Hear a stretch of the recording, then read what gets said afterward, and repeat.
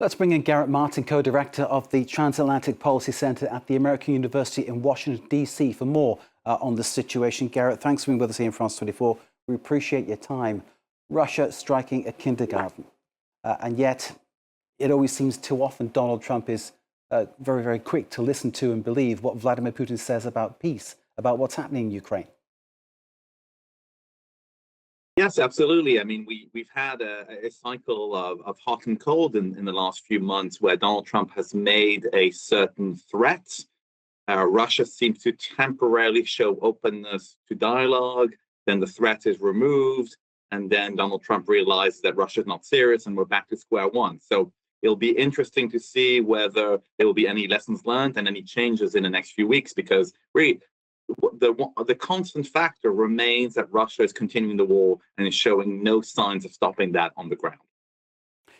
And in terms of what is happening in Eastern Europe now, there are many people starting to look towards the east, wondering what might happen next. Our report just featured how preparations are going in Poland for what they see as a strong possibility that something might happen. What is your reading of the situation? It is a very large NATO border to defend, of course, and infringing that border, theoretically, could invoke Article 5 and even bigger problems for the continent. What is your reading of the situation? Well, I think it's important to keep in mind that this is not entirely novel. I mean, Russia violating airspace has happened before.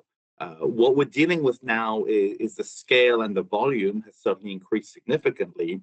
And we're also dealing in a context of far more anxiety about Russia's intentions. I think that's the key element.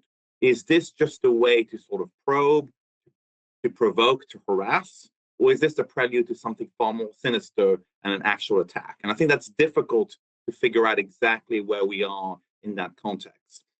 I think it's quite clear that, in my view, that Russia is doing this in parts as a way to test, to see the degree of unity, because we're in a moment when there's obviously tension between the United States and Europe, between the Trump administration and Europe.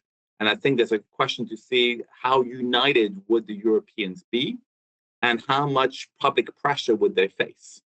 Keep in mind, Europeans have supported Ukraine significantly. So my take is that this is a way for Putin to sort of put pressure and to raise the cost on Europe in their support for Ukraine. So when you see the infringement of airspace, for instance, as we've seen in the Baltic, as we've seen across Poland, and of course Denmark, this is really Putin perhaps pushing the envelope, trying to see just how far he can go. Yeah, I think it's a way to sort of create panic. It's a way sometimes to try and embarrass, I think, European leaders in front of their public. And I think it's also an understanding that some of the solutions cannot be, addressed immediately. I think when it comes to building better counter-drone capabilities, that's not something you can do immediately. So I think the signal has been understood. I think there's a willingness across Europe to build that deterrence, but that will take time. And you also want to do it in a way that is not prohibitively expensive.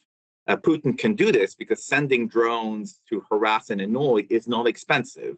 If you're trying to address and shoot down drones with expensive fighter jets, that's expensive for the European defense capabilities. So I think there's going to have to be patience on the drone front. On the violations of airspace, I think keep in mind NATO already has protocols. I think they already have rules of engagement, and we've seen that in the case of the violation of Estonia's airspace. So on that front, I think NATO is in a good position, or Europe.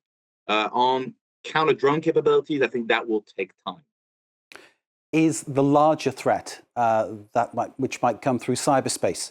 We've already seen on many occasions Russian interference in a number of electoral processes, for instance.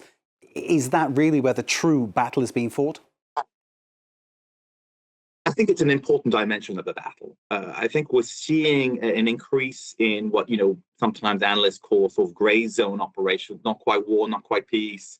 I think there are ways to sometimes create confusion, attack infrastructure. I think we've seen, obviously, in France, cases of operations by Russian agents to try and build upon existing divisions within European societies.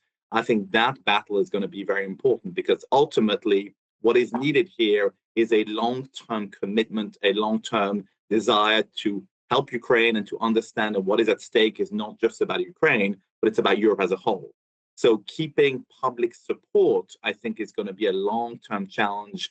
And as you saw in the video, which is also about building information and resilience amongst the civilian population, not just about spending more on defense. Indeed, it's about increasing that awareness and obviously getting people to think about the possibilities as they are. And of course, to be aware of what might happen in terms of that aspect of cyberspace, which you've been very much speaking about. Garret, thank you very much indeed for joining us and giving us that insight on the situation. Garret Martin, co-director of the Transatlantic Policy Center at the American University in Washington, D.C. Thanks, as always, sir, for joining us. Pleasure to have you.